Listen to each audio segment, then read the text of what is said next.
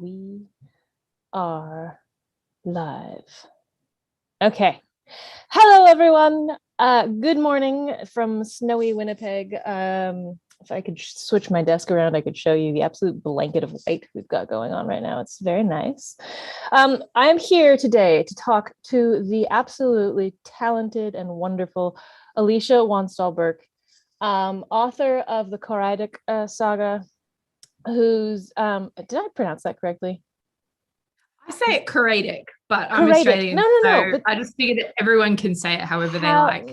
However you say it is how I want to say it. And it's so early that even though I have checked that with you before, because I've interviewed you about the series before, I totally forgot. So the Coraidic Saga, of which book 3 is coming out forthwith.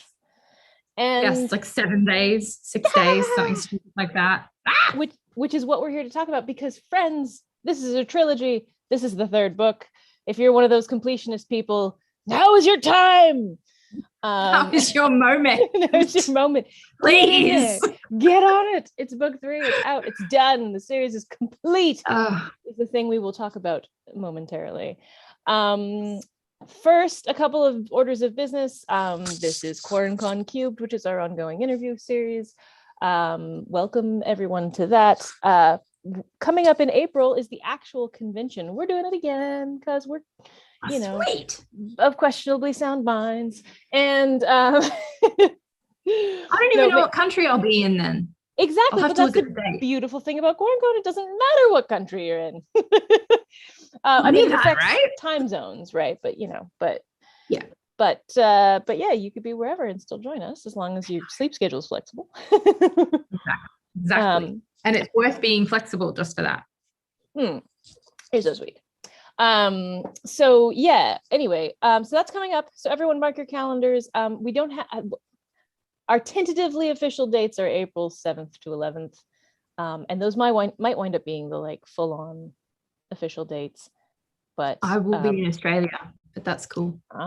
Very good. Well, we have lots of folks from Australia join in, so we always manage. Pam, who is amazing at scheduling, always manages to spread out the panel love so that there are panels that may happen at sensible times for Australia, as well as some where we've got bleary-eyed Australian authors who are like, it's 2 a.m. Why am I here? But that's me the entire con, so just like bleary-eyed. It's 2 a.m. Why am I here? Even when it's not 2 a.m. But that's how it feels. Question I ask myself every time I say I'm going to write a book. There you go. Exactly. It's 2 a.m. Why am I here? So that's a little bit of QuaranCon business. Also, if everyone could please go check out our, I have the physical copy. Hang on. Our lovely short story collection. These are all the winning stories from our competitions for the last 2 years. And they make a nice, very pretty little paperback.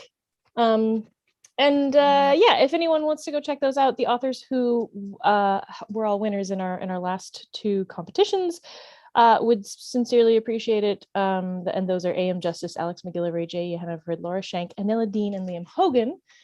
And I feel like I need to plug them more because I did a terrible job plugging the actual launch of the book. And so now I'm mentioning them in every interview. So and rightly so.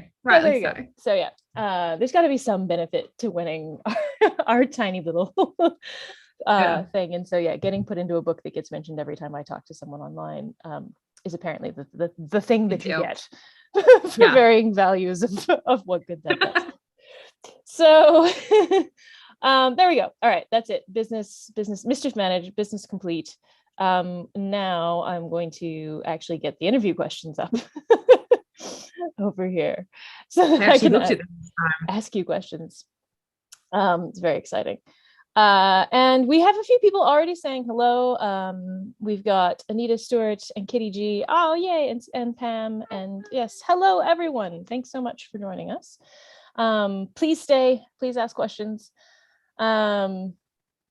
Kitty says, I can't believe the first con was way back in 2020 and need to get to the rest of the series. Yeah, it's definitely, we've been doing this for a long time, and yet also yesterday. It's pandemic time, right? So it's like time has no value anymore. Exactly. It's this never-ending yoga pants existence, which is not that bad. Like you can take yoga pants out of my cold dead hands. Exactly. Thank you very much. Exactly.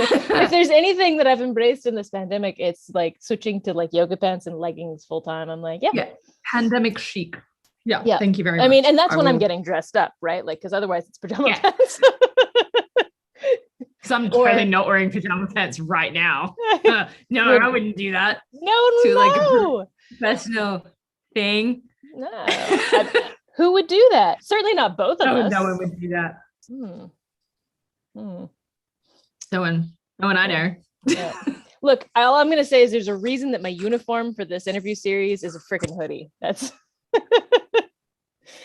it's because it goes well with pajama pants. Yeah.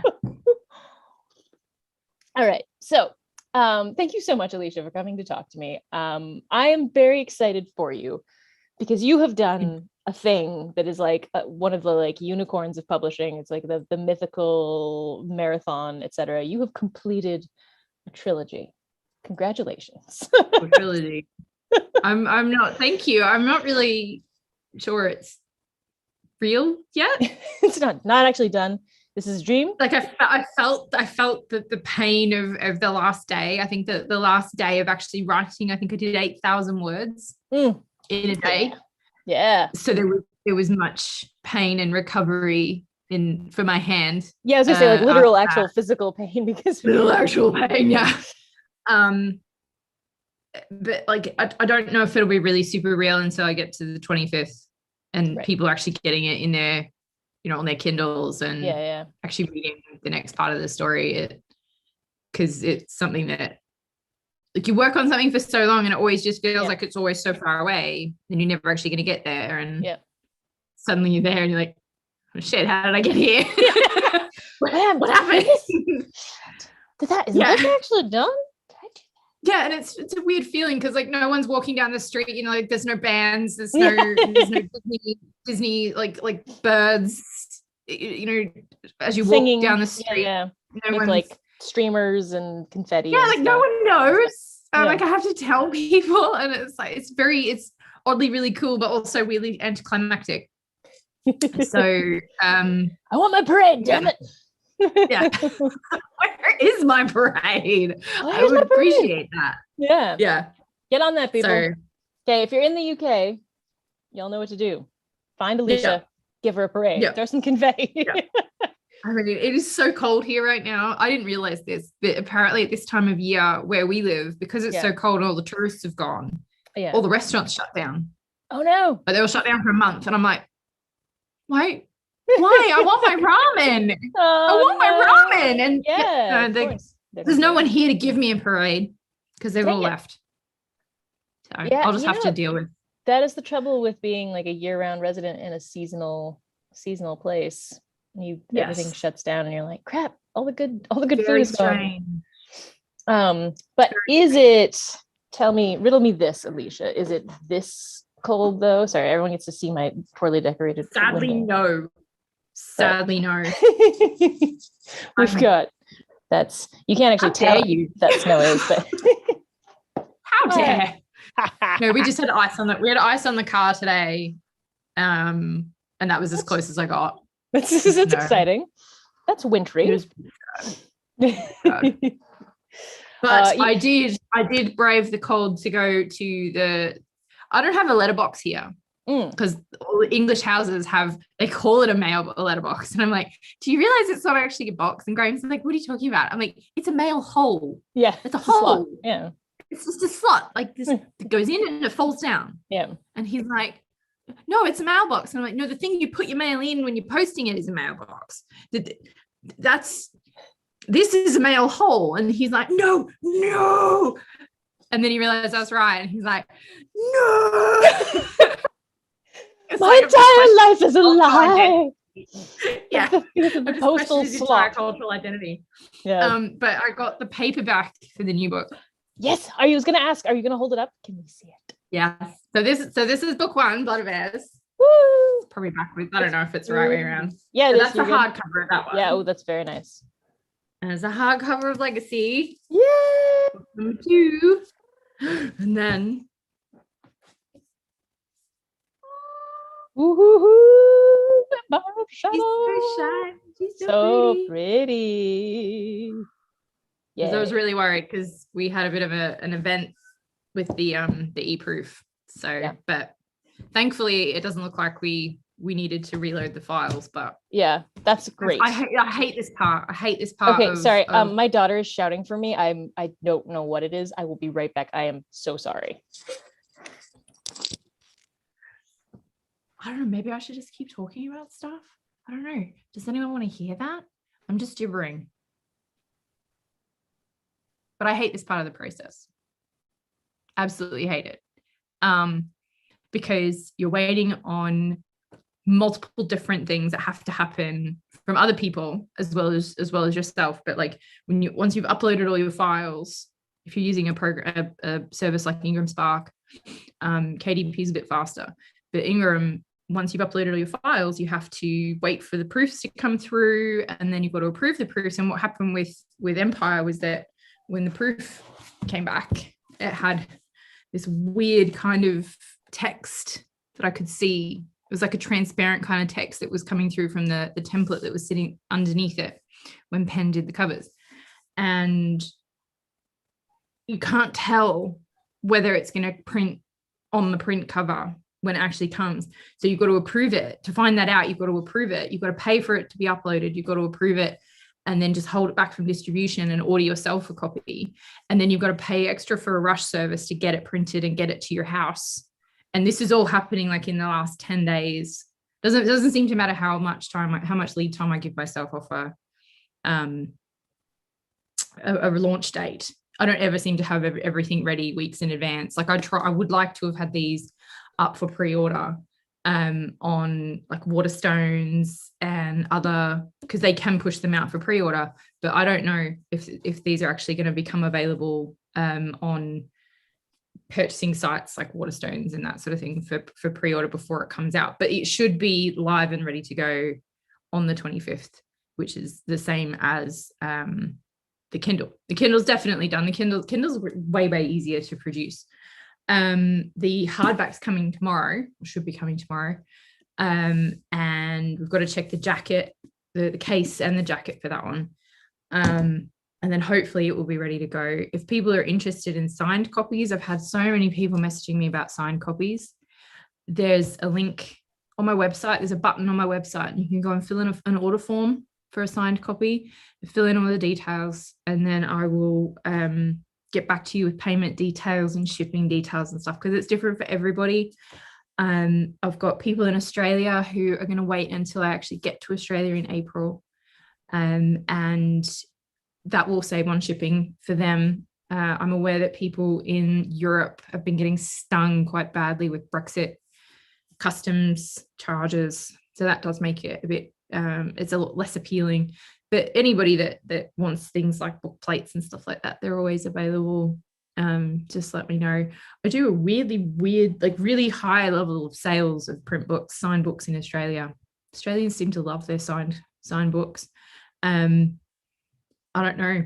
Maybe we're just like hoarding things. I'm not really sure. Maybe it's like I think there's a TikTok where you know the bad thing about having an e-reader is that you don't get to put your books on the shelf like the heads of your enemies when you've conquered them. And that is a bit of a letdown when it comes to Kindle e-readers. What else has been going on with the book? I made a playlist. Someone was asking me about a playlist, like a soundtrack playlist to go with this book. There is one on Spotify, which I've probably never shared with anybody. So if you're interested in something like that. Hi! I can stop talking to myself now. I'm so sorry. Oh my God. I'm the only one home with my kid. When we originally started, he was supposed to be in school. There was a bathroom emergency, and then I had to scrub up after. Everything's okay.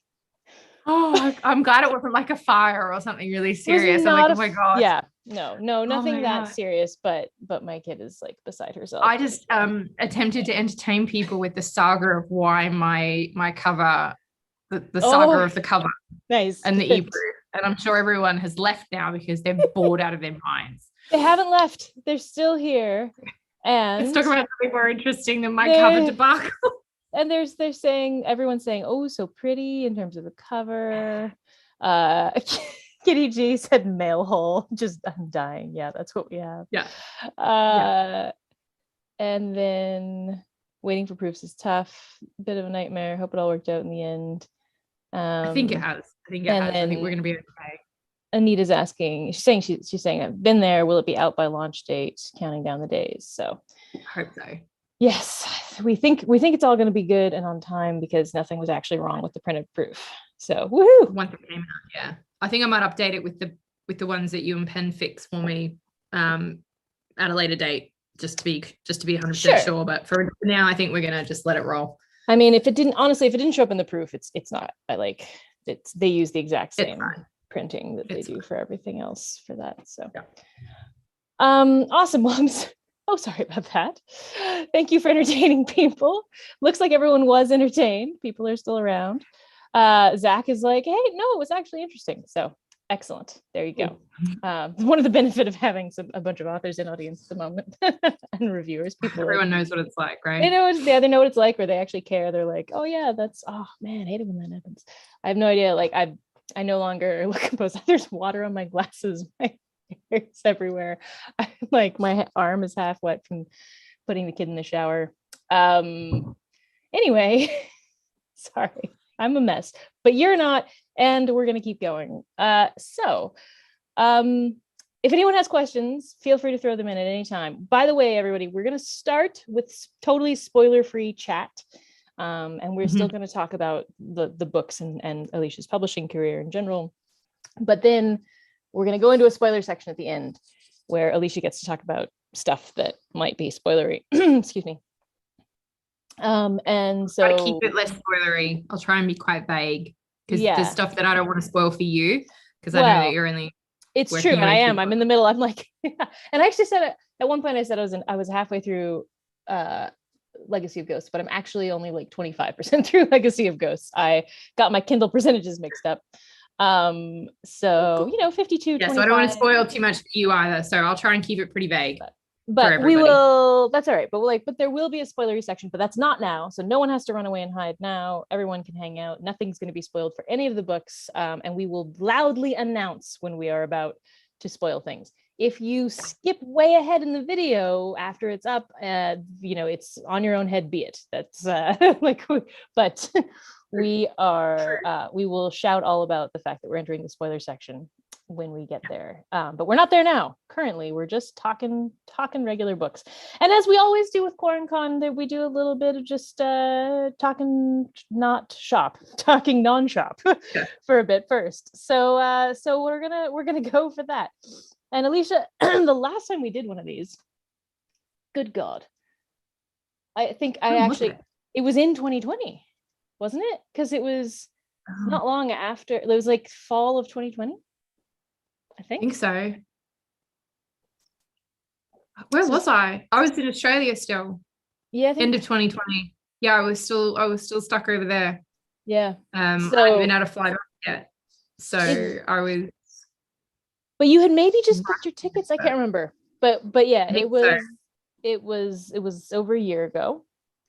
Yep. And a lot has happened since then. Book 2. Yes. I think it was not long before book 2 came out. I assume that's why we were talking the first time. And then but you released book 2, and then and now book 3 is done and out, and so it's been a spell. And what are you doing for fun these days? Are we allowed to have fun anymore? The thing that people do still? I vaguely recall it. I think so. I think you can do it, just you got to follow a lot of rules. Yeah. So we had a lot of fun during the kids' summer holidays. So once I got back over here, which is coming up on 12 months now that I've been here. We got the kids' summer holidays is probably the most fun because we picked all these things that we were going to take them to see, and we drove over to York and you know, found some Vikings and some Viking poo and some Roman stuff in Chester, and nice. The kids were like, yeah, this is awesome, and like trying to kill each other in the arena. Nice. In the amphitheater at Chester. It's like England's cool. biggest amphitheater they found in England. And then of course I start watching documentaries about it, and the kids are like, we've been there. So, you know, that was kind of cool. But earlier in the year, it was just getting through, like I flew out of the end of one lockdown from here, and then I flew back into another lockdown. So there's sort of been limited on what we can do fun wise.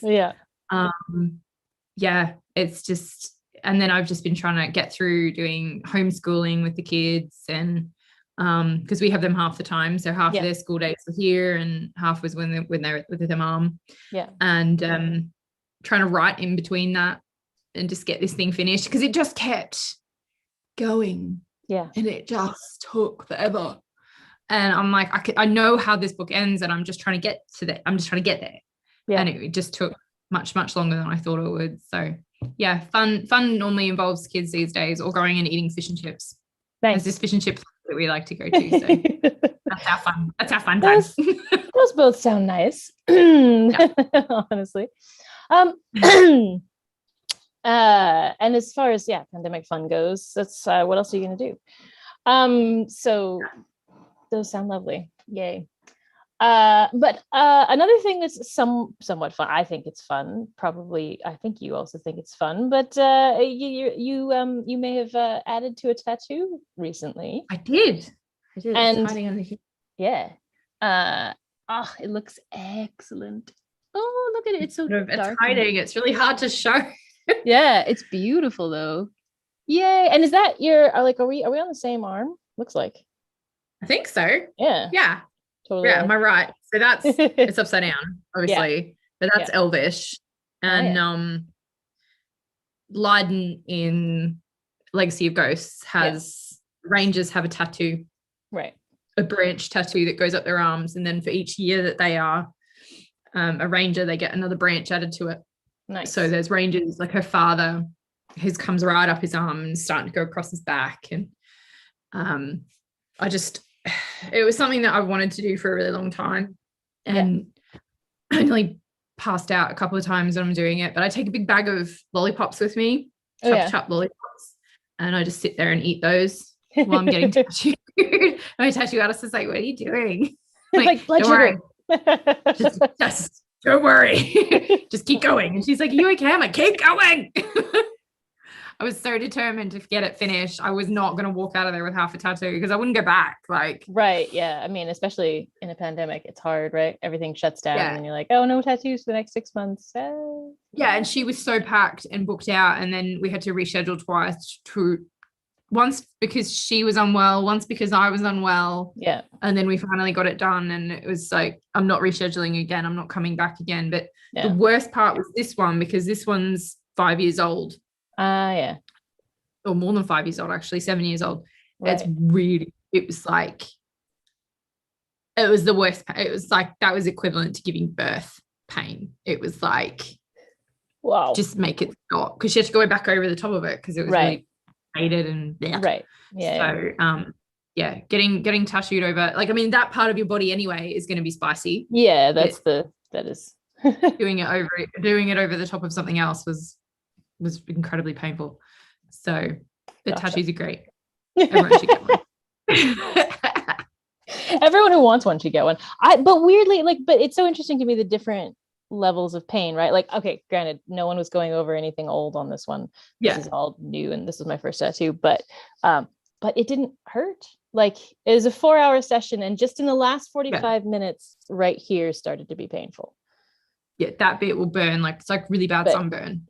Yeah, but the rest of it, like, didn't, like, I was prepared for it to hurt, because I have a number of friends with tattoos, and they all had varying degrees of what they said it felt like, you know. And then I am some kind of weirdo and was just like, it felt like buzzing. It didn't actually feel painful at all. And then that's why you go back. Yeah, exactly. Like, and then I was like, this is problematic because I was expecting it to hurt enough that I was going to not want a ton of tattoos. But unfortunately, for my bank account, that is not the case. Yeah.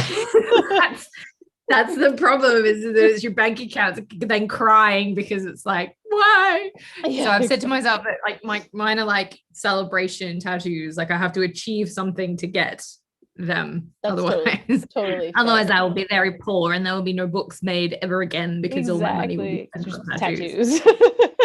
Yeah, which is a good thing to spend money on. But no, so mine are commemorative more than celebratory, but it's a celebration of life also. And right now, like, I haven't put on any lotions. They look like they're very gray right now. I'm like, no, I swear they're new. I love it.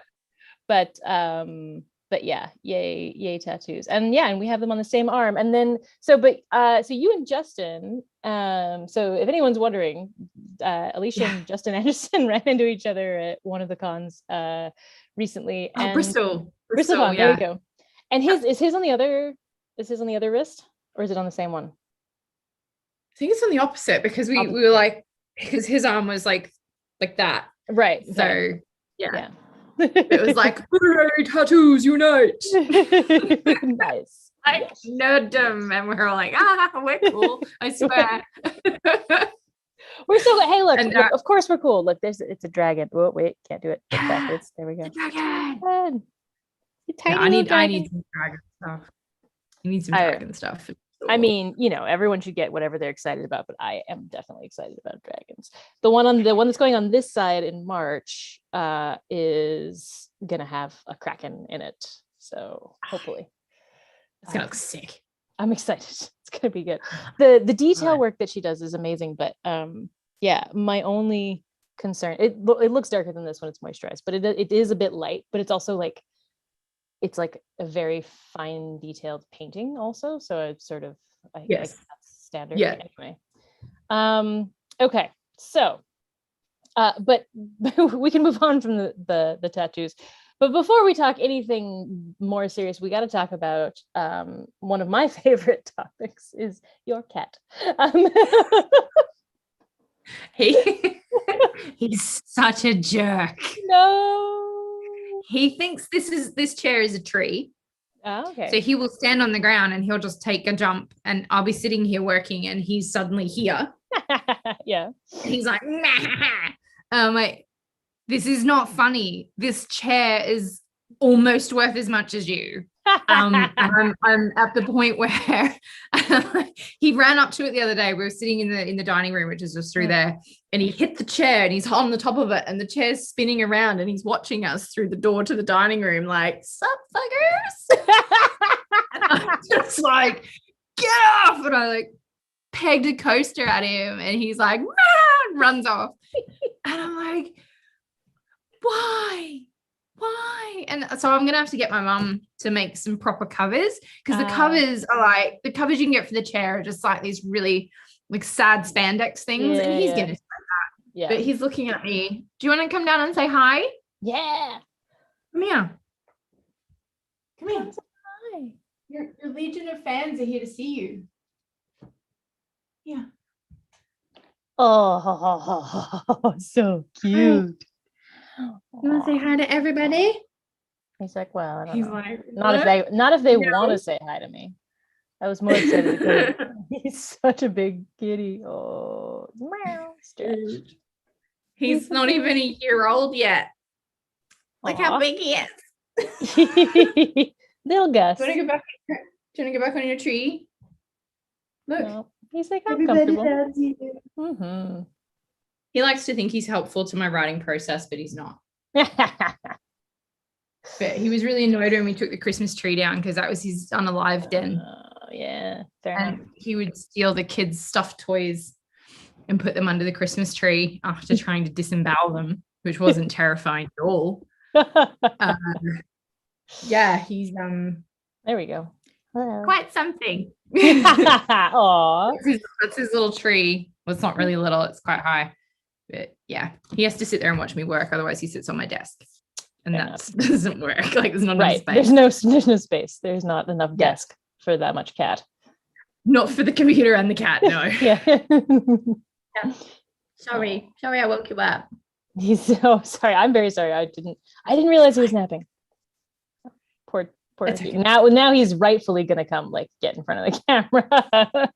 But that's only fair if we woke him up. So yes. You can come over and talk whenever you want. Just, in your own time. Exactly. Once you're more awake. He's like, I need a coffee. Gotta get to the kitchen. Yeah. Okay, well, so now that you've introduced us to your fur child, perhaps we should talk about my next favorite topic, which is, we were saying lots has transpired since the last time we talked. One of those things is that you got married. We did. That's true. In the middle of a pandemic. Yes. For a wedding that you would normally have like multiple international guests for. Yes. And instead had to do a lot of it virtually. How was that? It was really weird because they're all waiting inside. Like Graham's in the room where we're getting married, and I'm in this like socially distanced room, like proving that I am who I am, which is like some weird thing you've got to do in the UK before you get married. Like you have to like, is this your name and stuff? And I'm like, okay, yeah, cool. And they're like, oh, hold on. You can't go in yet because you're the live streaming isn't ready to start. And I'm like, I really didn't think that was going to be a thing that I would ever have to hear in relation to my wedding. But here we are. Here we are. It was odd because we were really restricted by numbers, because it was a lockdown or pseudo lockdown wedding. Yeah. We didn't have the luxury of waiting because of my visa. Like my visa allowed me to come into the country for X amount of time to do the wedding and then get the next visa. Yep. None of my family were allowed out of Australia. Right. Now it's been a while since there was a law that stopped people leaving Australia. Right. Like from when it was a prison. But it's that was the thing. And like mum was up because it happened at like in really early in the morning Australian time. So everyone had the links to watch it, and mum was like up in her dressing gown with the cat watching it on the computer. Yeah. And it was very strange, but I think we're going to have a bit of a party or something in Australia when Graham and I can finally get over there together. Yeah. But it was very odd. And certainly, we had people there and we were really, really happy that they could come. Yeah. And, it wasn't a super spreader event. It was really cool. So, everyone did the right thing and we all had a good time, but I wish that we could have done something a little bit bigger and could have had at least some of our, international friends come over. Yeah. So, but it's cool. It's cool. Yeah. The pandemic, what are you going to do? Exactly. Like there are worse things that have happened to people in the last 2 years than me having to live stream my wedding. So like if that's the hardest thing that I've had to deal with is that it wasn't even that hard. I've gotten off lightly. So it was interesting and strange and something to tell the grandkids about, but yeah, exactly. But that's the thing, right? It becomes a story. You're like, well, we got married back in 2021. Yeah, I had to wear a mask. You remember masking? I remember masks. Oh, yeah. And your grandma had to come on the video. Oh, that's your great grandma. Great grandma. I'm grandma now. Yeah. Yeah. No, it'll be great. It'll be a great story, honestly. At least it's one of the nice things that happened in the pandemic, at least, right? You're like, oh, I remember when I watched it, I was like, yeah, look, a wedding. It's like, yeah. And it was one of those tiny bright spots that it gave us something to look forward to. And it was for in the summertime for here, not for back at home in Australia, obviously. So the sun was up really late, and I can't deal with that because we're so far north here. We're like equivalent with I don't know, freaking Anchorage or something. I don't know. We're actually, really I think you're on the same parallel as us. Maybe, yeah. Yeah, I think so. Actually, I think we're on the same parallel as maybe even just like north of London. So, but you might be slightly farther north. I'm not sure. I actually don't know where you are in England. We're near Blackpool.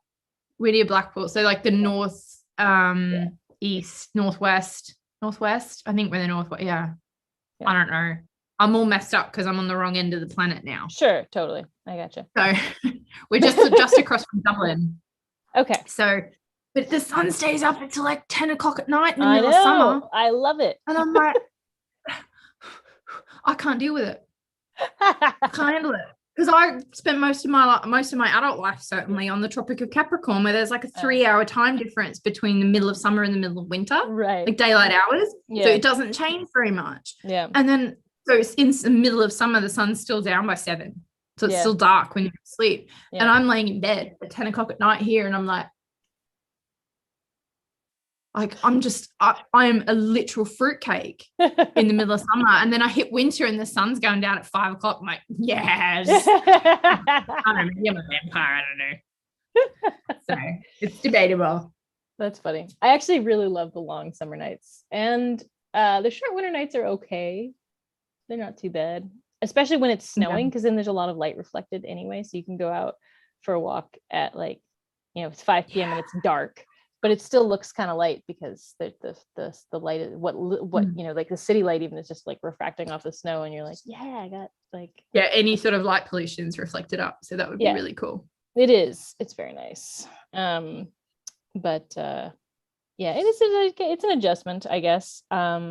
This is not the first time I've lived this far north. There was also Germany, which is similar, but maybe not quite as far. But yeah. So but anyway, I thought it was delightful that y'all got married in a pandemic, and I enjoyed witnessing it. And even though I think I watched it later because it was I had still some counts. Conflict. Yeah, exactly. But I watched it on the same day, just not quite when it happened, I think. Anyway, it was delightful. So thanks for doing that. something no worries. Fun. No worries. I appreciate one of the main services I provide. Yeah. It's nice for all of us. Okay. Just checking to see if we have any questions from our viewers, and we have a couple of comments, but we're good. Everybody says that yay cat, and also he's the reason they're here. Zach says he keeps hearing Legacy of Goats every time someone's talking about the title. I don't know. I don't know if it was Dirk or Fletcher or someone came up with that and was like, it's Legacy of Goats now. And I'm like, well, I guess I mean, it's just a thing now. That is kind of funny. And then I was like, what about Empire of Shadows? And like, I'm pretty sure Graham spat his dinner across the table when I said it. It was a pretty funny day. It was a funny day. It's a funny day. Everyone was much amused. Moving on. Okay. All right. So how long has it been since you started Blood of Heirs? I know Blood of Heirs has like a long history because it had a whole sort of half-life before you it brought it into the world via Indie Pub. So, but yeah, when did you start Blood of Heirs? Like, how long has this journey actually been? If we go back to the deep dark ages, the world building started when I was 15 and a half. Okay. All right. When I went to New Zealand on a family holiday. We were moving from Western Australia to Queensland, and we spent Christmas in New Zealand to see some of my mother's family. And we went to see, it was like Boxing Day, and everyone's like, what are we going to do today? It's like, let's go and see a movie. What's on? Oh, this new Lord of the Rings movie's out, which was made like around the corner from where we were, like there were scenes shot here and scenes shot here. Right. And this is where the horses were living. And I'm like, and because I'd read the books, right? And so I was aware of, I understood about 50% of the books. I'm not even going to lie. And we went to see this movie, and then I spent 4 weeks in New Zealand after seeing the movie. So I was like living in the landscape, and I was like, it was like someone set off a rocket in my brain. And so I started the world building back then, and I wrote a book and a half that was awful, set in the same world. And it was read by a publisher, and the publisher said, you know what, that's you're good, but I can't fix that. Go and write something else. And I was like, okay. So I went and wrote Blood of Heirs, and that was about early 2014. I wrote that, and then it got stranded in the publishing house, and the editor from the publishing house left, and it got orphaned. And then the agents that were mildly interested in it weren't really interested in it anymore. And I was like, what am I going to do with this book that I've just spent 4 years writing? Yeah. And I decided to publish it. So, and that's where I got to, because I'm like, you know, there are going to be people out there who enjoy it, who are going to enjoy it, and maybe it just hasn't found the right publishing pathway yet. So yeah, early 2014, I started writing it. Okay. It was published in late 2018. Yeah. In that time, I had at least one hand surgery, and then when I was writing Legacy, I had another hand surgery and 2 ankle surgeries, so that slowed that down. Yeah. And when I was writing Empire last year, I had to have another hand surgery. Last year? No, 2020. I had to have another hand surgery to take out all the pins, like the plate and the pins out of here. Right.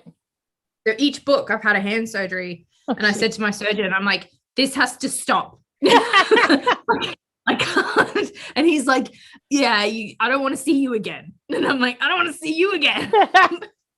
Like, if I write another book and I have to have another hand surgery, we're going to have words about like Luke Skywalker prosthetics or something, like. And anyone who wants to tell me that I need to be able to do dictation, I can't do dictation. My neurodivergent brain, people say to me all the time, and I know they're trying to be helpful, but my neurodivergent brain, I'm watching the scene as I'm writing it in my head, and if I start talking, it stops. Right. It's like someone pressed pause. Yeah. And I'm like, oh, okay. Because mouth words are different to finger words. Yeah. That's the only way I can describe it. So no, dictation doesn't help. I will type with one hand if I have to. Yeah. There you go. That's where we're going to end up. Yeah. So yeah, dictation, not for me right now. So. Yeah. Fair enough. It's been a long road. Sorry, my daughter's yelling for me again, but just a second. Cedar, can you, if it's not an emergency, are you okay? Did she set fire to something? You want to keep what?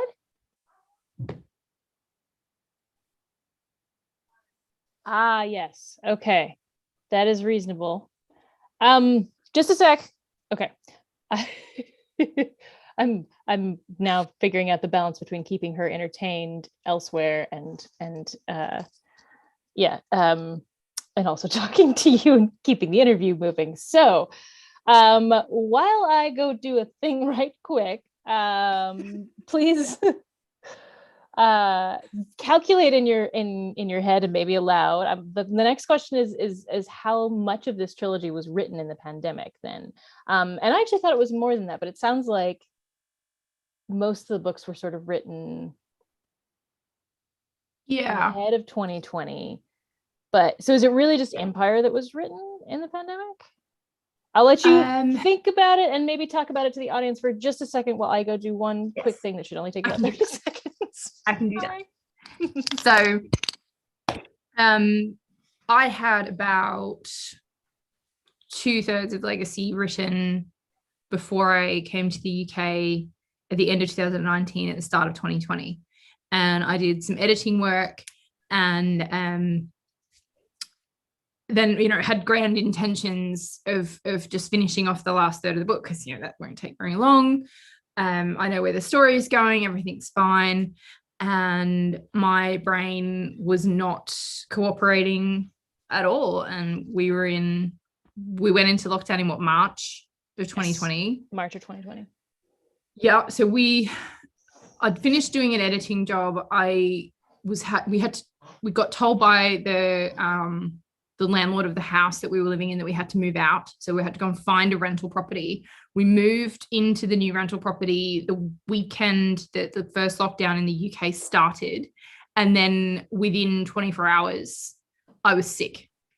Oh, and yeah, we think I had COVID. Yeah. No, and I mean, we're pretty sure you did, right? Because you lost your sense of smell. I mean, you hit like all those classic sense of smell, taste, all of the classic symptoms. But because I wasn't sick enough to end up in hospital, I didn't get tested. There was no mass testing. Back when there was no mass.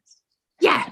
And they're like, we got through on the phone. We sat on the phone for about 2 hours, Graham did, because I was just laying in bed. I couldn't get out of bed. Yeah. And he was like, how do I know? Like, when is the time to bring her to the hospital? And the guy on the phone was like, if she doesn't have a fever, just let it run. If the fever comes back, then bring her up. But my lungs haven't really recovered. I wheeze really badly when I laugh. But otherwise, I think I've been very, very lucky. Yeah. So that slowed down writing Legacy. And then the majority of the last third got written in 7 months that I was in Australia. Okay. End of 2020. And then Empire was written all in the last 2 years. Okay. 2021. So the majority of Legacy, or at least a good chunk of Legacy, especially if we include the rewrite and edit. No, right? Hold on. So, is that right? And then all of Empire or not? No, I've completely screwed that up. That's completely wrong. Is it? Okay, wait, no. So Legacy wasn't written in the pandemic, Legacy was released in the pandemic.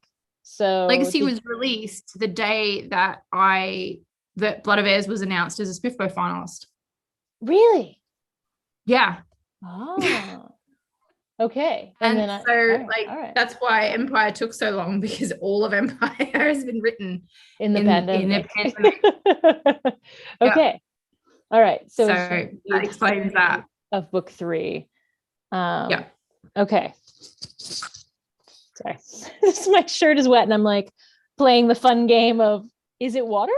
What is this wetness? I believe every parent can say that. Exactly. Yeah. Let's just pretend it is. It is water. It smells like water. Well, it doesn't smell like anything else. So which is one of the defining features of water. Okay, so there you have it. All of Empire written in the pandemic. Do you think that has affected the tone of the book at all, or the writing in general? I mean, obviously it affected the pace, but what are you going to do? But yeah, do you feel like it has? I think I felt like I was writing something that was really stilted and disjointed because it wasn't flowing for me the way that the other two have. Legacy, the last third of Legacy was like pulling teeth because I was really distracted and really I had a lot of things going on in my life. I had to go back to full-time work and stuff like that. And there's some stuff that happens at the end of Legacy that I didn't want to write about. I actually want to emotionally do it. Right. Because I knew what was going to happen and I was just like, I don't want to do it. I don't want to do it. So whereas Empire was just this,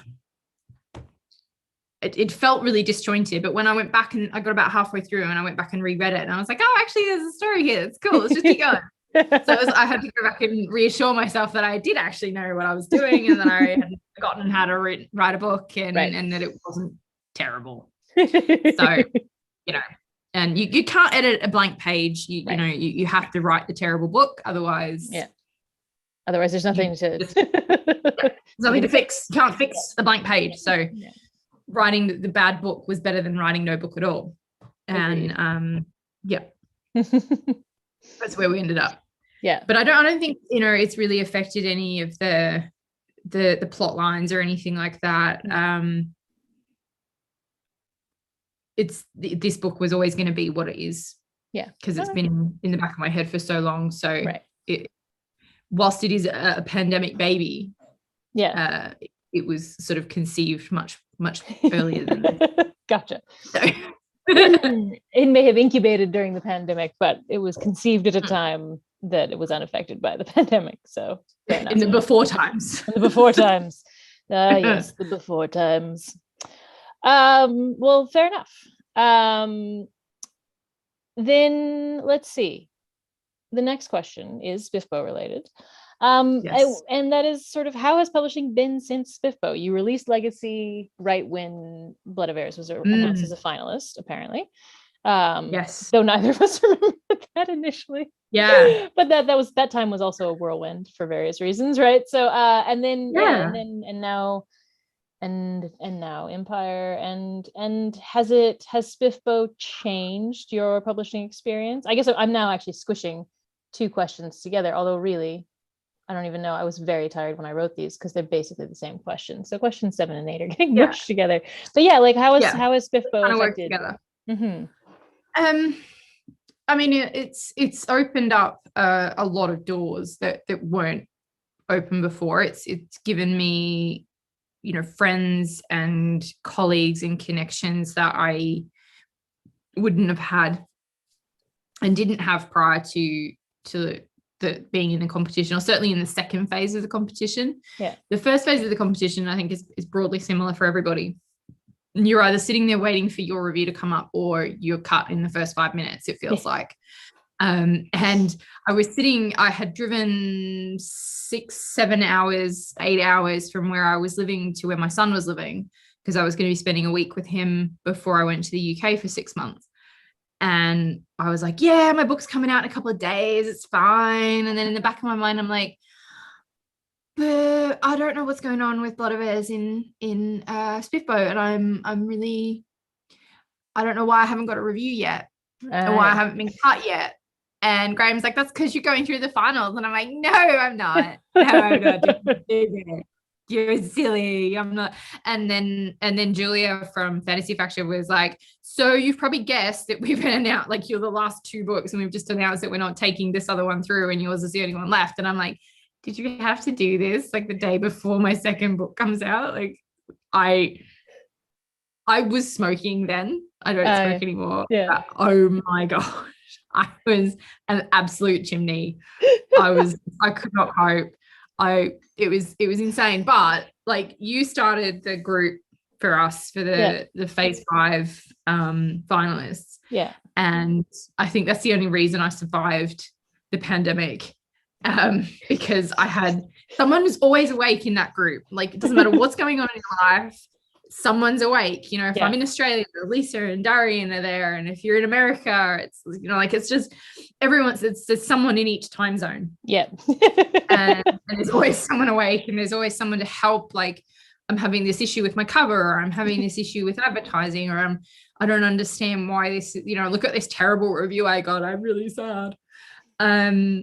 It's just that changed my career, like that, being part of that group, and being able to support each other through, it's never going to be, I think my book is the highest the 6th highest scorer of the competition ever, but I mean, it's never going to sell like Sword of Kaigan, right? It's just never going to happen. But I don't know about never, but like, nah. But like, it's just being part of that group and being able to share your experiences offline, and have somewhere to rage and rant, and to be able to cope, and someone else to say, hey, that's happened to me, or that's really crappy, or we know how you feel, or to cheer you on when something good happens. That's changed my career completely. So totally. Stress, Spiffbo stress bad, Spiffbo friends good. Yay! I think that sums it up pretty nicely. Spiffbo and you stress learn bad, Spiffbo friends good. Because it's so surprising what you learn. Like, I was talking to you guys not too long ago, and everyone's like, I format my own books. I'm like, can I format my own books? Because I didn't think I could, and it took a while for me to kind of figure out the right software and be like, actually, I can produce a really nice book. Now, these guys here, these 3, the internal design was all done by a friend of ours, Claire Davison. And she does an amazing job. Yeah. But again, it's like another phase of organization that you've got to build into your planning and your lead time for launch that I would just rather be able to manage myself. And it just seems like such a simple thing. So being able to go, oh, actually, yeah, I can do that because you guys do that. And so what do you guys do? And like how I approach my publishing has changed because of what I've learned from other people. So totally. I mean, and formatting is a big one that I think is easy for us to like stumble on until you talk to another author that does it themselves. And then you're like, oh, wait, it's actually not nearly as complicated as I thought it was. No, I thought I was going to have to hire a formatter for Blade's Edge way back in the day. And then I talked to a couple other indie authors who did their own stuff, and I was super intimidated by it at first, because the people I'd seen who did it for money charged like $3,000. I was like, well, this must be a really complicated and intense thing if that's what they're charging. And in truth, they're just charging for the amount of time it took. This is before Vellum, right? So like they were doing it all. I don't want to, like doing it all by hand, if you will. And so for every chapter break or whatever, there's that time. But like, anyway, whatever. Someone sent me a template and I was like, oh, look at that. Look, this is in Word and this template is this. And I completely changed it. And it took me forever to get things exactly the way I wanted them. But once I did, it was like, and then forever. That first time, I was like, exactly. Cool. Forever after, And it turns out, and I was worried about ebooks, but those weren't actually hard either. And it was just like, oh, okay, great. This is all doable. So anyway, but that's it's like you don't know that until you talk to other indie authors, right? And so it's really nice to have that experience. Okay. How are you feeling about finishing this trilogy? You said it doesn't feel real yet, but like, but you've got the physical book in hand. How did that it's sitting next to me and I'm looking at it and I'm like, I think the next book that I'm going to write is still set in the same world. And so I think part of me feels like I might be leaving these characters behind or this particular storyline behind, and it's finished, it's come to its conclusion. But I don't have to leave the place that I've found so much comfort in the last 20 years. This is a place that I have gone. It's my safe place. It's the place that I have complete control when everything in my world is falling apart. This place that I go to is where these books are set, and for right now I know that I get to go back, like when I start writing the next series. It's in a different part of the world, but I get to go back there and I can hear how it sounds, and I know how it smells, and I know how the languages work, and I know how the technology works, and that familiarity is still there. So but I don't know that I'll really feel it until I know that there's a few people that have read my book since the very beginning. There's a couple of friends of mine who've read it, Beck, who read it when it was very embryonic, way back in 2014. And because I was like, I don't know if this is good, can you just read these chapters as I'm writing them? And because she's just like a fantasy reader, she just enjoys fantasy. Like she's like, this is good, and I'm like, okay. So being able to, like, once they've read these books, like Beck and Jess and a couple of other people that, and my mum's read it. Once my dad reads it, I think I'll be like, it's finished. So it's I think it's once they've experienced the ending, then it's really real. Right. Gotcha. Okay. So you need those couple full series readers to have read it, and then you'll feel like it's the real deal. And tell me, what they think of it, I guess, and how they felt. I mean, sticking the landing with this, I'm absolutely. I mean, I'm in absolute terror of sticking the landing. I don't know. It's there was no other way to end this story. There was no other ending. It's not like Blade Runner that's got like 5 different endings. Like there isn't another option. This is how the story was always going to end. Right. But I'm like, is it the payoff that people are expecting? Yeah. it's one of those things. It's like half a test of, did you set everything up well enough? Did you stack your dominoes correctly? Or also, and then, or, you know, you stacked them correctly, but now did you knock them over correctly? Are they all and does it punch hard enough? And does it, you know, because I'm anyone who's read the first 2 books, it's like I'm the cliffhanger queen. And I'm like, how do I end a book without having a cliffhanger on the end of it? I don't know how to do this. I have to actually give everyone. I actually really like the non-cliffhanger ending, because you're like, oh look, I actually get to like hang out with everyone for a minute after, you know, like okay, things like, I don't know how to do that. Big climax happened, and now it's like, oh look, they get to like talk to each other for 5 seconds or whatever. I don't know if anyone's left to talk in at the end of book 3. I couldn't possibly say. But I think there's times when it's like, oh, this is nice. I think so too, especially at the end of a trilogy. Like, you don't want people thinking at the end, like I've had a couple of people say like, is this the ending? I'm like, no, I couldn't possibly say. But it's definitely, this is its own trilogy, right? So it's not, there's not going to be a book 4. So no, I mean, not good, but like, you know, it's nice. I think it's nice to have that completion. I like it.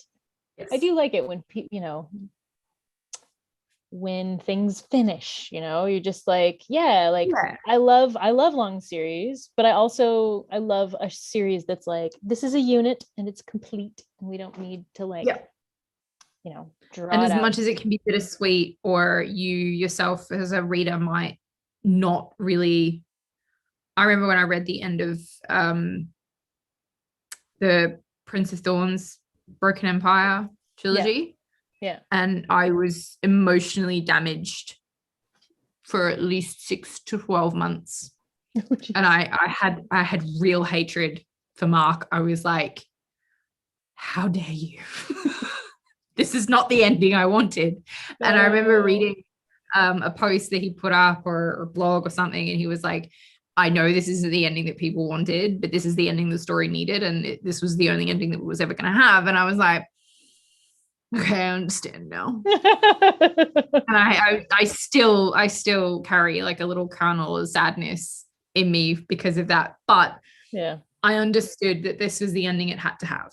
And I was like, okay, so I hope people understand that when they look at other books, because you're never gonna, it's like when people go have like fanboy cries about, Star Wars or whatever, and they're like, this is ruining my childhood, and it's like, maybe it's not for you. Like you weren't consulted beforehand, and you didn't need to be consulted beforehand, and this is the story, deal with it. And if you didn't enjoy it, feel free to stop throwing money at the franchise. Exactly. And the more you talk about it, the more publicity they get. So, but I think, I will know very quickly if I've completely screwed this up, but I think that it feels right to me. So I think if it feels right to me, then that's what it needs to be. Yeah, that seems reasonable. Like, I don't know what else. It's a weird roundabout way. I mean, honestly, as much as our books are for readers, they are first and foremost for us, because because we're the ones writing them. We're the ones spending years of our lives making them come to life. So if we're not satisfied with them, what's the point? Like, and like the characters. Well, I remember when I was writing Ran in Blood of Heirs, and it's hilarious. Like, I read reviews about it, and it's like, Leiden's too old for her age. Leiden's too young for her age. And I'm like, these two things can't be right. Like, they both can't be right. And then other people are like, Ran made bad choices. And I'm like, Ran is 15 and has lived in a palace his whole life. He's going to make awful choices. Totally. That's who he is. And I remember Graham saying to me, he's like, he's such a whiny bitch. And I'm like, yes, he is. I tried to make him not that, but that's who he is. I genuinely tried to like make him like a, no, he's not that. He is scared boy who doesn't understand why this is happening to him. And that's that's the story was just, this is where the story was going to go. And I know authors talk a lot about having no control. Right. And it sounds ridiculous unless you've been there and done it and been through it yourself and felt your story pull away from you in a way that you, like, I have plans. I plan my stories. But it's more guidelines than rules. So it allows me to organically move between the plot points. And if there are the major plot points don't change, it's the fuzz in the middle that is allowed to just be what it needs to be to get between the two places. And I learned a long time ago that trying to, I don't genuinely, even as a plotter, I don't understand people that write out like every chapter on like Post-it notes. I'm like, just write the story. Like, you're going to spend 3 months writing Post-it notes. Just write the story. But, whatever. Whatever works. Whatever works. That's your jam. Not my personal jam, but some people are into it, and that's okay. Whatever gets you from A to B, right? Like, you do you. Exactly. Or A to B to C to D to E to F to G. Oh, yeah. Okay. Anyway. Yeah.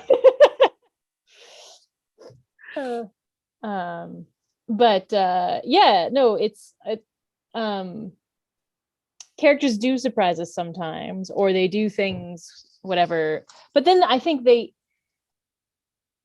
those surprises come from like, I wanted you to do this, but then you acted like yourself and did this other thing, right? And usually those are the most genuine character choices. Yes.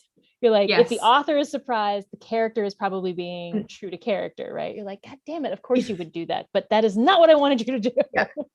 And if you've made your characters into real people, they're going, and you put them in a situation, the choices they make shouldn't, you controlling them and forcing them into those situations will feel forced, right? Because that's not what their natural choices would be. Right. Rand makes particular choices or doesn't make particular choices or doesn't do particular things in Blood of Heirs, because he's stubborn and he's bullish and he doesn't want to listen to someone else telling him that he should be doing X when he wants to do Y. And sometimes it's simply just because they've said do X. He's like, no, just because you said it. Yeah. So you kind of just have to let them be who they are. And there are characters who I planned to be background side characters that were going to be in the book for a chapter, and they have turned out to be primary point of view characters in book 3. So like, these, you have to just let these things be what they are. No, I mean personally, I find it's the most satisfying thing for me as an author, and I never know what anyone's process is when I'm reading their book, but I feel like it often provides a satisfactory reading experience, because then the characters feel like they really are making their own decisions, and you're like, oh, good, cringing along with what they're doing, but you're not like, oh, like, that's not what I would have done, but you're obviously not me. So like, character, this is me addressing the character, not the author, but okay.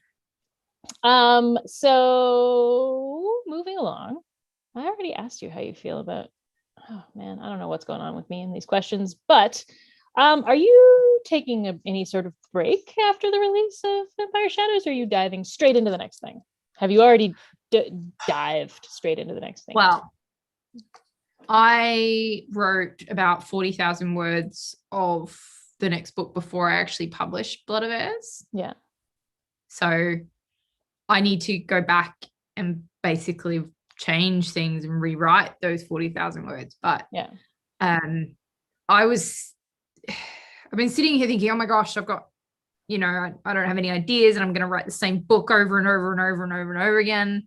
And then this is while I was writing and editing Empire. And then as soon as Empire was off getting formatted and like it was completely out of my hands at that point, the floodgates opened and ideas started to come out. And all of the world building that I've built into these 3 books is sitting underneath this new series, and it's just bubbling, like volcanically bubbling. And I'm like, I think I need to actually, so no. There will be no break. I don't think it's wise, because I think I'll overthink it, and I think I will walk myself out of it. And I'm just like, nope, let's just get on with it. And I don't want people having to wait too long between books, but I'm also not going to rush it. It's going to take as long as it takes. I have to look after myself physically and mentally. I have 3 kids that come here half the time. I have to go back to Australia. I'm going back to Australia in April, in March through to April. I'll be back in Australia for a month. I haven't seen my son in a year because of border restrictions. So there'll be no writing happening in those 2 weeks.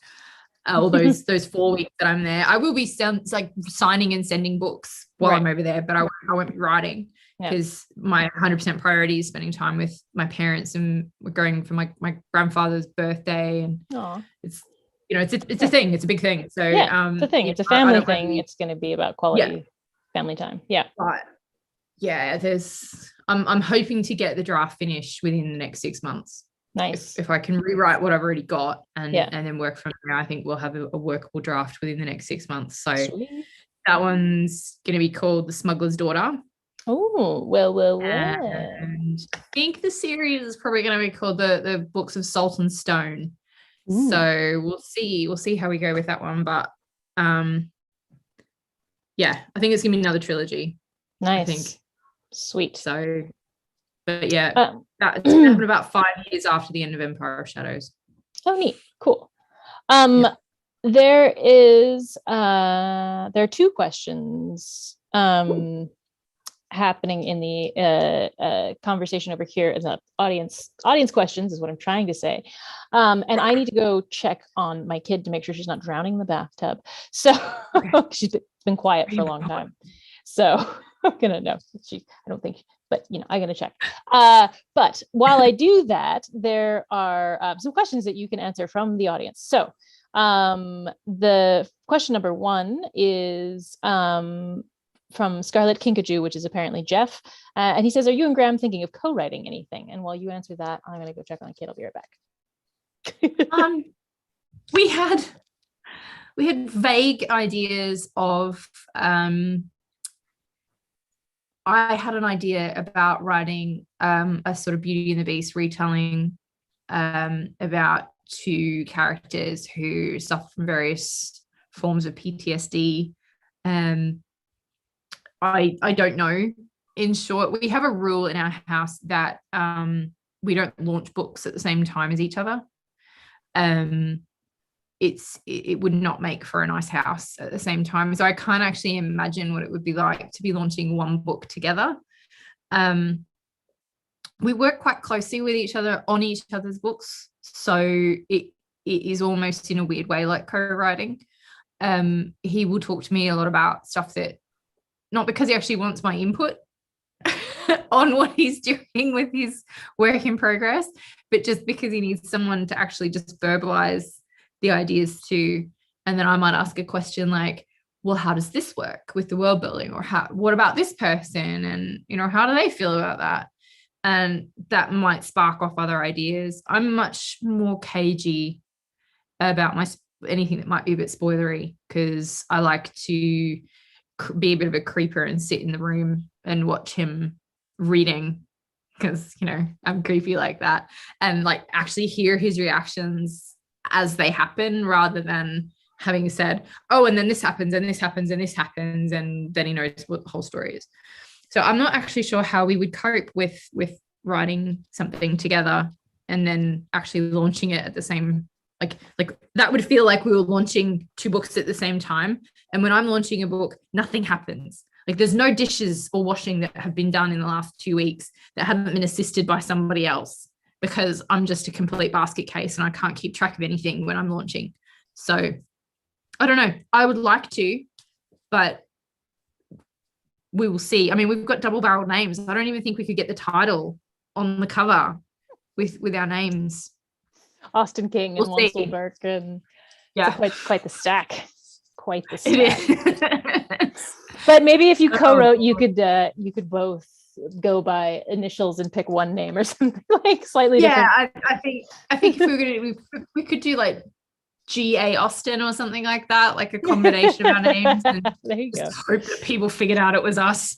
So, you know, I won't say never, but I won't say 100% yes, because we might actually kill each other and forget to feed the children if we did that. There's also Which that. is frowned upon. It's frowned upon. Yes, that is generally frowned upon. Another audience question that we have is, let's see. Oh, the mildly spoilery. So we're going to save that for the spoiler section. It's not. It's a very, very mild. It's not like a.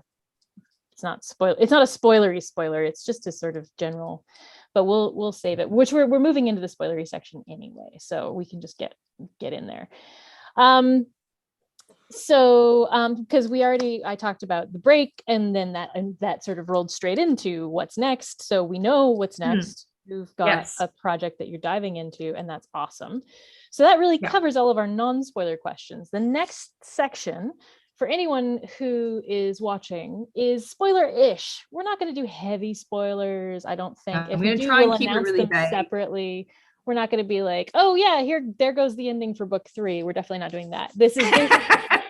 There may be mild spoilers for books 1 and 2 in the upcoming this section, right? Yeah. Does that seem fair? Yeah. It's like, because there's no reason to talk about spoilers for book 3. That would be silly. But so mild spoilers for books 1 and 2 from here henceforward. So everyone's warned. Potential You have been warned. Spoiler, depending on how spoiler averse you are, that may or may not be a thing. So, oh God, sorry, I accidentally clicked on a thing. So now we're moving into that area, and therefore we can start with actually an audience question, which is that, oh gosh, sorry, my child is here with a thing that is loud. Do you, yes, but you need to get me the phone on which you watch shows. Sorry. Okay. It's still a pandemic. There's no school today. Yeah. Parenting live. Exactly. So, I mean, I think everyone who watches me is used to this. If you're new and haven't been watching, welcome to my life. I have a child, and this is how we roll. Sometimes she needs things. Very not always convenient, but definitely a thing. Are you making faces at the laptop? There you go. Could you do that in the office or upstairs, whichever you prefer? No, it's too loud, and I'm not done yet. Sorry. Oh, the sadness. All right.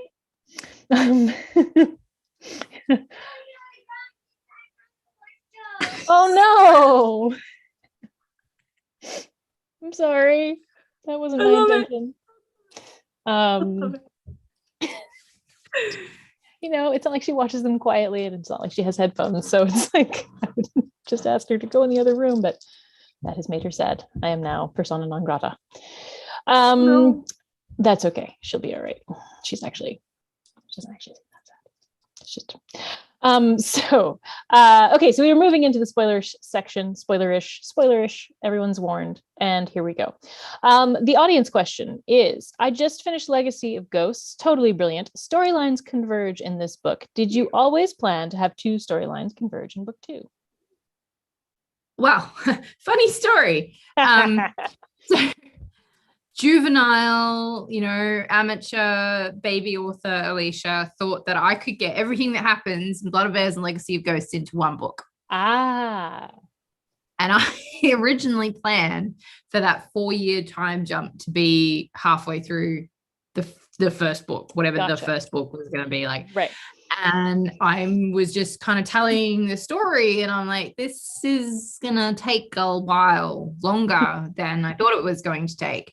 So yes, I always planned for the storylines to converge. The funny thing is that everyone who reads book 1 goes, these characters do not meet in the story. Now that's not a spoiler. I don't really care if anyone knows that. That's fine. No, they do not meet in the first book. Sorry. But that's just how the story had to be. And I feel like some people are sitting there going, okay, they're totally going to meet in this chapter. no, they're not going to meet this chapter. And it just, so sorry, spoiler for book 1, Light and Rand do not cross paths in book 1. I did not find that all that surprising. I don't know. Yeah, that's just. But anyway, sorry.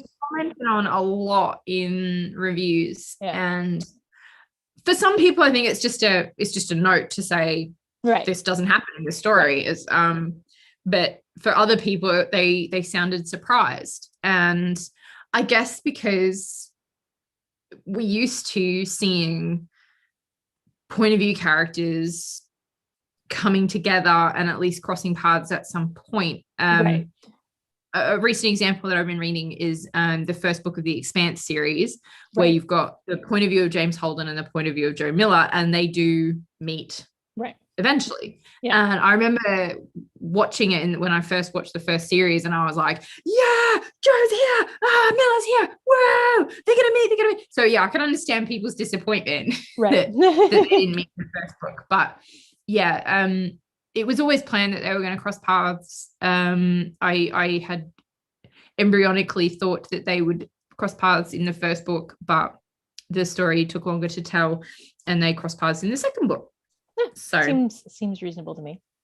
Yeah, it was always meant to happen that way. So yeah, this is the thing. I think, it's with a planned trilogy or duology or whatever. But like if you're planning more than one book, not everything has to happen in the first book. And so there are some things like that, right, where they're like, this satisfying thing that you're expecting will happen later because there's more time than just the one book. And I don't want to rip people for their reviews. Like, I really love people's reviews. I love you leaving a review if you sort of liked it, if you didn't like it, if you loved it. I don't care. Leave reviews. Reviews help regardless of whether you actually liked the book or not. Just like, yes, awesome. But there are people who are they're like, this character doesn't make sense to me, and I'm like, they're not meant to. Yeah. Because the book is written from the point of view of a character who, in this particular instance, this character is 13 years old, and the character that doesn't make sense to you, they're looking at this person going, I don't understand. The point of view character doesn't understand that person, right? So you, the reader, are not supposed to understand this person's motivations. Right. It's not supposed to be obvious to you. It's not supposed to make sense to you. It's supposed to be confusing. Right. I've had people like, I had comments like, this is very much a first book. I'm like, that is clear from the number 1 on the spine. It says number 1. Yes. And I think what they mean is that it's you, to make sense of the story, you have to read book 2. And I'm like, yeah, that's the point of a trilogy. And I don't know. I just, yeah. I have seen book 1 that are very much could be read as a standalone, and then book 2 kind of picks up threads and pulls them through. Yeah. These are not that story. You have to read all 3 of them to get the full arc. There's individual arcs in all 3 of them, but to get the full arc and to really understand the journey that these characters have been on and the story as a whole. Yeah. There are things that won't make sense to you until you read book 3, because there are characters in book 3 that if they hadn't made decisions years prior to book 1, the whole story wouldn't have happened. Right. So like it's epic. That's why it's epic fantasy. So yeah. I do find those comments interesting, but like I don't want to throw shade on people, but no. Those kinds of comments are interesting to me. It is always interesting, people's reviews of stuff. And as a reader and an author, I find them interesting at different levels too, right? But yeah, I mean, it's always funny to me what people expect out of their fiction, right? Yes. It's always, this is the thing that's interesting to me about reading reviews is you can tell so much about a person's personal biases and expectations when they write a review, and you're like, well, it's interesting that that's what you were expecting. Cool. I mean, whatever, like, what are you going to do? It's, it's out of your hands, and those reactions are what they are. But and you can't please everybody. Yeah. But honestly, yeah, I thought, for example, that it was, yeah, like that Ron and you always say Leiden and I always want to say Ledan, but that's or no, wait, the other way around. No, I want to say Leiden and you say Ledan. I always have the opposite pronunciation in my head is what I'm trying to say. Yeah. No, it's Leiden. It's Leiden, okay. And so are always, you know, like the fact that they don't meet in book one, and then the things that they do is like, maybe it's just because I'm used to reading younger characters, because I do read a lot of actual YA, which Blood of Heirs, etc., is not really. But so I'm like, you know, like, yeah, teenagers make bad decisions. I also used to teach high school, so I think that may be another point of like, no, I'm very familiar with the terrible choices that teenagers make. I mean, I was one myself, and I made dubious decisions that I still remember, which may be part of the rest of it too. I think a lot of us, as we get older, we forget how poor our own decision making was, and what and how inexperienced how experienced we were with life in general, and how much we were convinced that we were right. That we were right, but also that what we could do. I mean, there's things that Rand does in the very first few chapters of Blood of Heirs that he is 100% convinced he can achieve. Yeah. At the detriment of everything. He's like, I can do this. And he fails phenomenally. Yeah. And it's like, maybe you weren't ready. Maybe you shouldn't have, you should have approached it with a bit more humility. But again, he's 15. And like, you hear stories about, there's British English kings who were fighting big battles when they were 15 and 16 years old. And it's like, yes, that's true. But they could have as easily been wiped off their horse by a sword as win. Right. It's not always, he was 15 and he was really clever and he won a war. It's like, yeah, cool. He was 15 and lucky, and also, and then you read about some of the other stuff that, like, you're like, dude was definitely 15, right? Yeah. like just because you had a really good education from the time that you were tiny doesn't mean that you're able to make really great decisions. Yeah. So, I always find that quite interesting, but it's definitely not. I also find it interesting that people assume that because the point of view characters are younger, that this is a book written specifically for younger people. Younger people can read it, but it's got some pretty bad language and it's got some pretty heavy themes. Yeah. And it was not written with the intention of it being for a YA audience. It was written for an adult audience. So like people making assumptions that because of the age of the characters that's the target audience. Right. Like my stepdaughter's turning 12 this year, and there's no way she's reading that book. Yeah. Like, no. There's a lot of dark stuff in it. Yeah. But like, I don't know. I mean, I also think though that we sort of, I'm not saying 12-year-olds, but we like don't give young adult audiences enough credit, like actual young adults, like, people who are 16, 17, 18, like, they can absolutely read a bunch of really dark stuff. Like that's like, and like, I know teenagers. The stuff I was reading when I was her age was utter filth. Right. So. Yeah. And then there's also like the fact that like I have taught students whose lives are much harder than the lives I make for my characters, even in my darker books. You're just like, like if you have to deal with that crap in real life, then why shouldn't it be reflected in fiction as well? So like there's a whole, I mean, we could talk for hours, I think, about those age categories and what they do and don't mean. But people get a little weird about it. Whatever, people get weird about everything, so I guess no surprises there, really. People and their opinions thinking things about things. Ugh. Gosh. Okay, so we're in the spoilery section, so I'm going to ask this question. I am about 25% of the way through book 2, and I am like looking at this like, oh god, like either of these characters could turn into the antagonist like that. And so like, and I don't actually want you to spoil that, but like,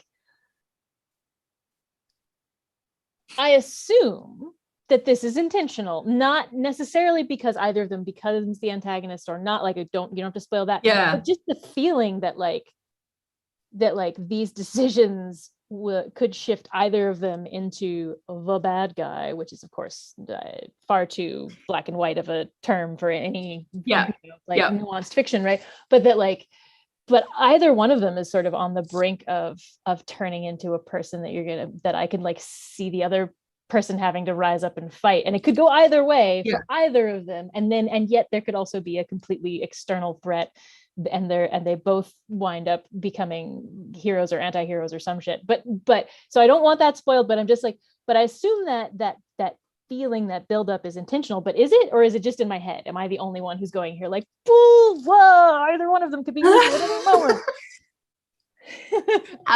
I think that's definitely true for Leiden. She is faced with a very unpleasant prospect and set of choices. A lot of her story came from my interest and study of Tudor England and the interplay between Henry VIII as an obsessive father over wanting a son, and his rejection through the laws of succession of his daughters, who were legitimately born, regardless of what you think of the religious legalities of his marriages. They were his children, right? They were his daughters. You're Mary, Elizabeth, and then Edward. And for me, when I started writing this story, I wanted to explore what it might have been like for someone like Elizabeth, right, sitting there going, that situation of him wanting a son, right, is going to potentially destroy my ability to live a safe life, right. And for Leiden, she's being faced with choices around how she deals with that. And the fact that she can, what should she do? Right. Because she's got two different sets of very important voices in her life, telling her different things, and she's very much going to have to find a way through this. Right. And not spoiling it, we don't really know. So obviously there's audience members who do know. yes. Anyone who's farther along. I mean, honestly, I expect the resolution of my current fear to happen in the next 50 to 100 pages somewhat. But I don't know I don't know how much time actually passes in book 2. So I don't actually know. I know we start 4 years after the end of Blood of Heirs. And then already a couple of months have gone by since I started, but I don't know. There's a lot of distance to travel for both of them. But so anyway, so I'm curious. I'm very curious about that. But I also don't, I don't really want it spoiled. I mean, personally, I kind of do want it spoiled. So once it ends, once we're done with the actual interview, I might be like, okay, just tell me, because I can't handle the stress. But I don't want anyone else to have it spoiled for them. So there's that. I know. And trying to do interviews and I'm asking people to do reviews of book 3. I'm I want you to review this, but I also don't want you to spoil it. Can you just tell people if it's good or not? That's it. That's all I want you to say. Is it good? Yes. Read it. Awesome. That's it. That's all you have to say. Yeah, exactly. That's all you have to say. I don't care. So, I find my own personal requirement from a review is it good? What elements are good about it? Is it fast-paced? Is it action-packed? Is it emotive? Right. I don't really want to know what's in the plot. I don't either. And I hate reviews that summarize the plot. Hate them with a passion, a fiery passion. And so I actually just never, ever read reviews for books that I want to read. Yes. I'm very much the same. Yeah. If someone says, oh, it's good, I'll be like, oh, cool. Don't tell me why. Yeah. I don't actually care why, but if you like it, I know that we kind of like the same stuff. Yeah. I'll go and check it out. Yeah. It's why I actually like the rating system. I know we all have mixed feelings about star ratings and stuff. And I agree. I also have mixed feelings about them, but for me, they're super useful because I can't stand actually reading details of a review because it will just ruin the book for me. I'm already, I don't know if it's writer brain or what, but I already am able to predict the story of 90% of novels I read. And I don't like spoilers, so that makes me a little bit sad, but also, it's not the end of the world. I've gotten to a point where as long as I'm enjoying the way the story is told, I don't really care if I know what happens in the end. And that has allowed me to really enjoy romance lately, which has been nice because it's a nice change of pace for the pandemic. But what that means is that I don't want any details in the review at all. Like, I just want to know whether or not it was good. Yeah. And honestly, I wish there was like a box you could tick for like, is it sufficiently feminist for 2022? Like, is this yes. Is this sufficiently intersectionally feminist for? I think that's why I like Readerly as a review platform, because the gists are really short and sharp, and all you can really do is do a quick summary of like those elements of what made it nice for you. And it's almost like reading like the book blurb, like what you get, like here. Right. That's not a full review. It can't be a full review. It's too long. Anything else. So that's what I want to see when I'm looking for books, is like, it's a fast-paced, character-driven, many explosions, lesbian space pirates. You know what I mean? Like, that's what I want to see from a review. I don't want to read. I'm sorry, but maybe put that at the top, and then say if you like the plot. The plot review, this is the next bit down, and some then people you love that. The relationships. Yes, totally. Yeah, and some people love that, and I like that afterwards. Sorry, go ahead. Yes. No, reading that stuff after I've read it to go like, so, and I'll do that with movies. Yeah, and TV shows. But if I haven't seen it yet, I don't want to know. Yeah. And like, I remember I read a review, like a newspaper review or something, of one of the new Jurassic Park movies that came out. And it was just a tear down of the CGI, and I'm like, oh god, this I really want to go and see this. And I went and saw it, and I sat there the whole time going, where's the shitty CGI? And it ruined the movie for me, because I was sitting waiting for like this really stuttery shitty CGI. Yeah, like and it wasn't there, because this person, and someone said the same thing about the Wheel of Time when the first episode came out. And then they're like, oh, the CGI is terrible. And I'm like, I watched through the whole season. I'm like, where? Which bit was terrible? Because now I've sat there through the whole season because of your hot take of bad CGI, looking for bad CGI. And it just still didn't find it. And it ruins, and anything like, about character relationships or character development. I don't know. I don't want to know, is it good? Is it bad? But like, I can sit there and watch something like, I can't remember what we watched, the new Spider-Man movie. And people were like my stepdaughter was like, but you didn't take me. And I'm like, sweetheart, you have 10 years of Marvel movies to watch before you qualify to go and watch that movie. Let's start with Iron Man. So we've done that. I'm like someone was like, oh, the final fight scene could have been better. And I'm like, how? What part of the final part? Like, and it's done now. Yeah. It's made. Like, Marvel aren't going to be like, oh yes, you're right, let us fix that. And like, here it is. No, we made it better. I mean, have your opinion. Yeah, obviously. Of course. Yeah. People are entitled to their opinions, and that's, it's not what I mean to say, but I just sometimes I think like the structural things is like, it can't be fixed now. So just accept it for what it is and just love it, enjoy it. Exactly. Well, and it's also for a Marvel movie too, sort of like the point of this this movie is boom, boom, yay. Like that's like what.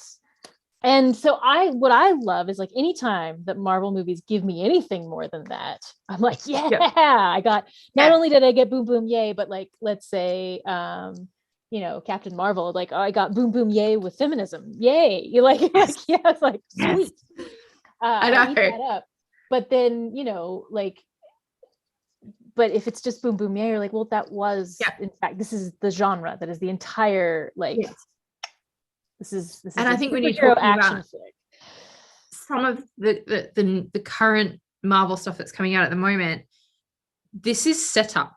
This is groundwork for what's coming. Yeah. This is stuff you need to watch to make sense of what's going to happen next. So there's going to be things that you're going to be like, oh, it was like people were watching the Bond films, like Daniel Craig Bond films, and there was a few in the middle that people were like, oh, this isn't really what we're used to. But if you sit there, because I hadn't watched them, because I was put off by the old Bond, right, like the womanizing, grotty.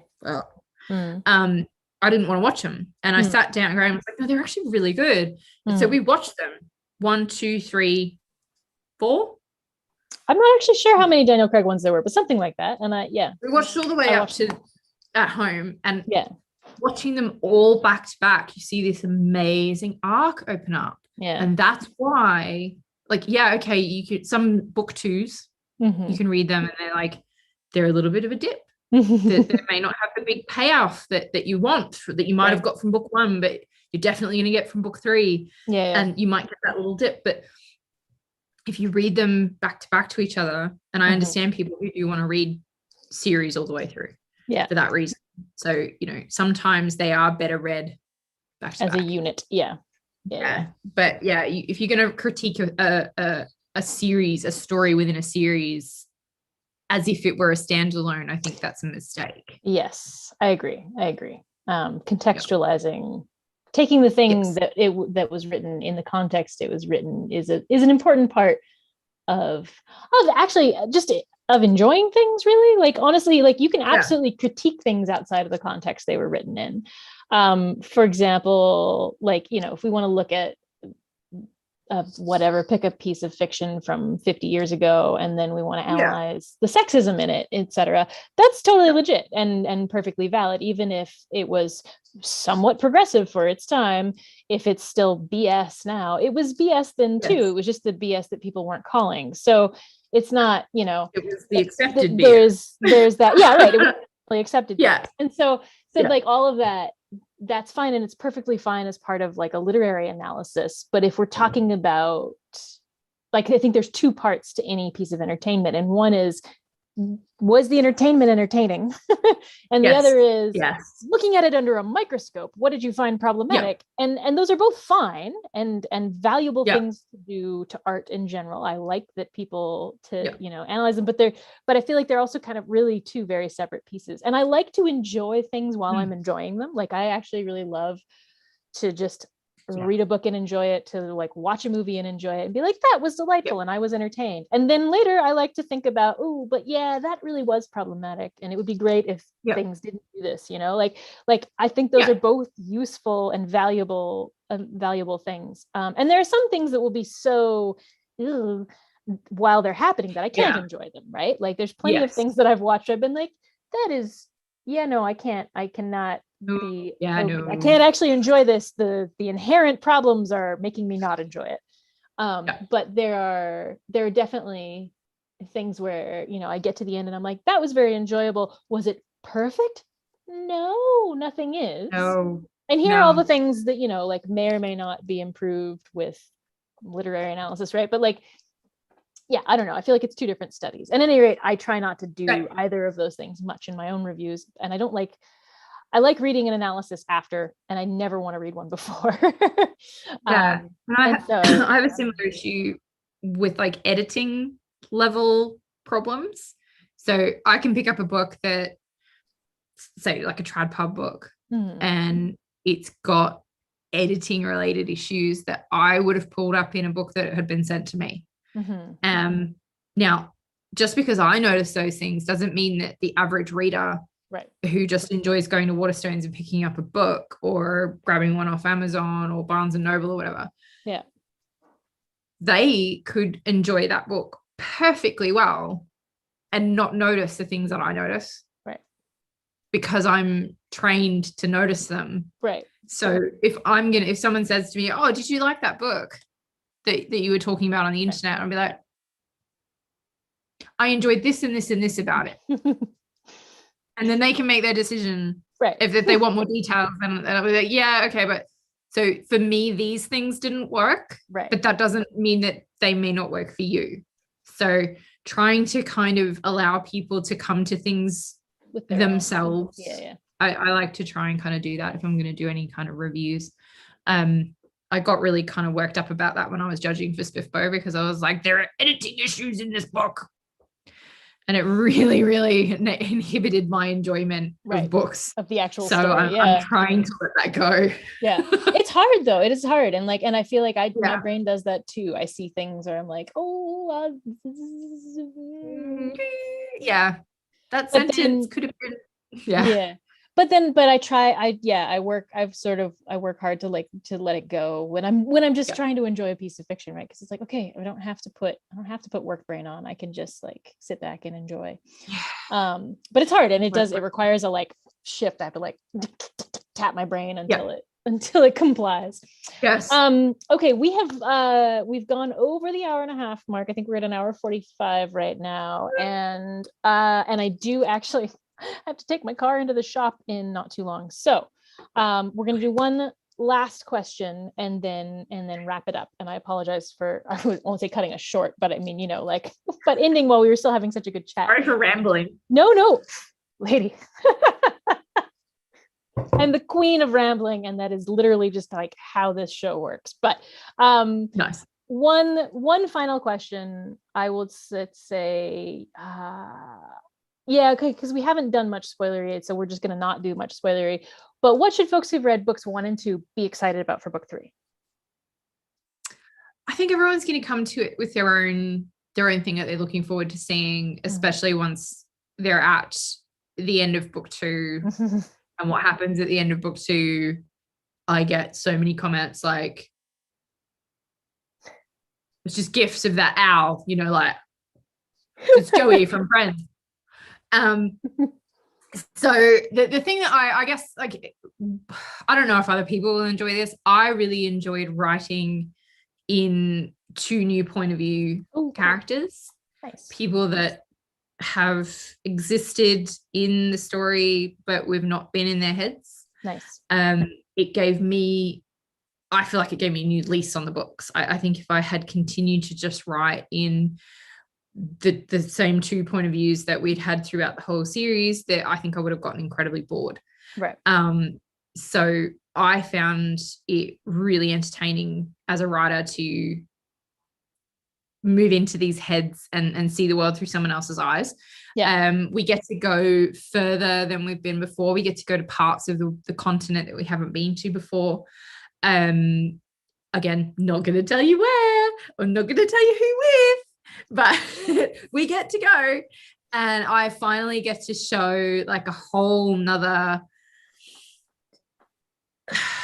section of world building that I've been researching and putting together. And there are going to be people who aren't going to pick up on certain things, and then there's going to be every now and then there's going to be a little thing that when I've been researching and writing this book, and we've been traveling around to different places, sort of historical sites here in England, Graham's been like, hold on, that's in the book, and I'm like, yeah, it is.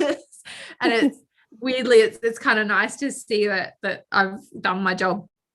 Nice. It's kind of affirming. So the expansion of the world, and we get to go somewhere different, and we get to see the world through different characters. So it just, everything just gets bigger in this book, and we get to just broaden out, and I found that really exciting. So I hope that people who are coming to book 3 after reading book 1 and 2, if you're reading book 3 first, here's 1 and 2, nothing's gonna make sense. So read 1 and 2 first. Yes, please read 1 and 2 first. Nothing is going to make sense if you read book 3 without reading those. So that's what I found exciting. Hopefully other people will find that exciting. That's initially the feedback that I've gotten, is that it's just really nice to step into this new place. So hopefully. Nice. Yay. Well, I, for one, am very excited. I'm very excited to finish book 2, and I'm very excited to move on to book 3. Everyone go pre-order book 3. You only got a week left for it to count as a pre-order. Soon it's just going to be ordering. Yeah, I think. And let me just check. You've got 7 days. Yeah, that's 1 week. So the link is in the description already. It's been there since forever. And please click it, go hit pre-order, make Alicia filthy rich. But also, because that's what happens. If you buy this book, I will be able to afford to make more books. That is more the thing, if you right? Don't buy it, there'll be no more. No more books. If you want more books, you got to buy more books. So, sorry. And as always, ebook is very affordably priced. If you can't afford paperbacks and hardcovers, we totally get it. But please, please, please spend money on Alicia's books and check them all out. Definitely get books 1 and 2 first, which are already out. Again, book 3 is done and dusted and releasing in 7 days. So you have nothing to fear. This is a complete trilogy. Even if Alicia gets hit by a truck tomorrow, that book is coming. So real. It's got pages. Yeah. It's got real pages. And we sincerely hope that Alicia does not get hit by any kind of truck. I really have to run and go do this stupid car errand. Thank you so much, Alicia, for joining me and talking about this. Thank you for having me. Delightful. I always love chatting with you. And thank you, audience members, for coming. We really, really appreciate y'all being here and asking questions. And if we missed anything, I'm really sorry, but it was a little bit crazy with child pseudo emergencies and we got there. What we consider an emergency and what a 5-year-old considers an emergency are different things. But the 5-year-old considered some things emergencies, so I had to go do stuff. Thank you, everyone, for your patience during those trying times. Alicia, thank you for just continuing going even when I was being weird. Anyway, we will see all of you. The next interview is in February with RJ Barker's Muppet, so don't miss that. And I think I've got one other one scheduled for February too, but I can't remember the details. So anyway, always keep an eye on the channel. Hit like, hit subscribe, do those wonderful things. We will see you all later. And I am going to hit the button that ends the stream now. Thanks for coming, everybody. Bye.